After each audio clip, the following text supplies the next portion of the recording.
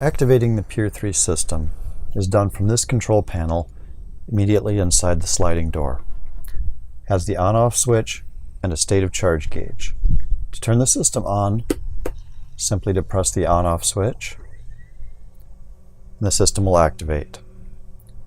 It'll take just a moment for the inverter to turn on to supply 110 volt power.